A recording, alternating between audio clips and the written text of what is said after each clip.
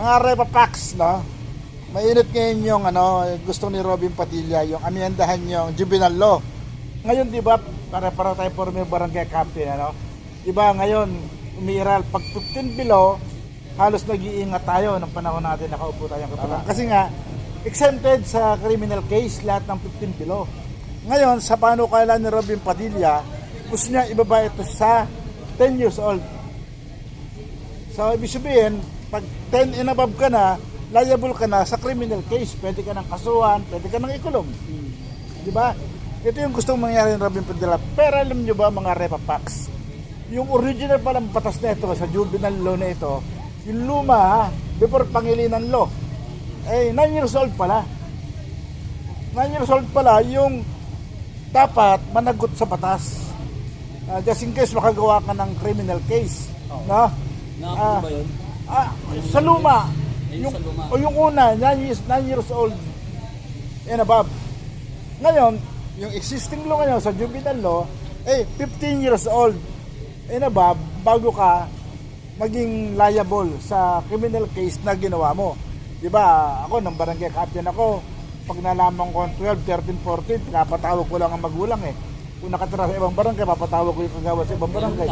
Ganun lang, pablatar lang natin, i-release na natin. Kasi nga, exempted sa any criminal case. Tama? Ngayon, sa panukalang batas ni Robin Padilla, gusto niya amyandahan itong batas na ito sa ngayon. Yung 15 bracket, ibababa niya sa 10 years old. Anong opinion dito, mga Repa Packs bilang mga former barangay captain?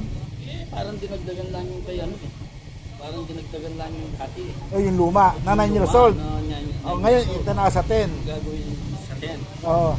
Pero alam nyo ba, talaga naman yung mga 12 anyos, alam na rin talaga nila ang ginagawa nila.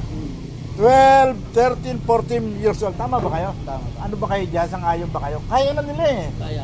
Di ba yung 12 anyos ngayon? Ang problema ngayon, yung minor talaga ang gumagawa. Yung minor talaga. Inuutusan.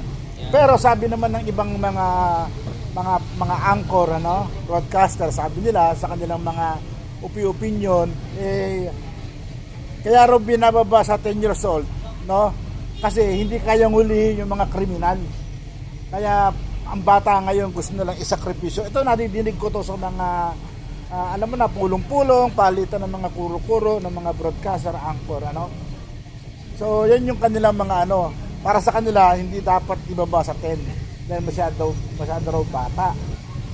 Kayo, anong opinion niyo dito? Ako naman, ang opinion ko dyan, regardless of age, kasi kung minsan, kahit bata, alam niya yung ginagawa niya. Involved siya dun sa crime. So,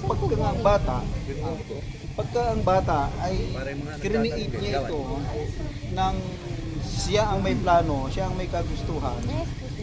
Tama din naman yung batas kung sasakupin nila yung underage basta mayroon siyang discernment, yung tinatawag na likha niya, alam niya, masakdal siya kahit bata siya. Kahit bata siya, ang pag-iisip niya at saka yung ginagawa niya, Alam niya na. hindi niya inaakala ng magulang na ganun siya Nandiyan sila, Ma'am Daisy. sabihin natin, kabasa ko Nasa konokor namin kanina. Ito, kuro-kuro lang po namin ito, bilang mga former barangay captain, tungkol dito sa gustong amyanda ni Sandra Robin Padilla. Pero sa akin, sa ganang akin, masyadong bata yun, 10 years old. Pero yung 12 and above, dapat liable na sa kanilang criminal na ginawa. Anak ay nanay. Diba? Sabi ko nga yung 12 anos, kaya nang pumatay. Kaya nang maging pusher. Kaya na anything na mga criminal na gawain. Kaya na. Kaya dapat siguro, tama lang, iba ba, pero wag 10 years old. 12 minimum. Saka yung 12 years old ngayon, marunong sumagot. Kasi ang hawak ng under tayo ng DSWD. Ayan, sama po kayo sa discussion namin sa comment section. Comment po kayo.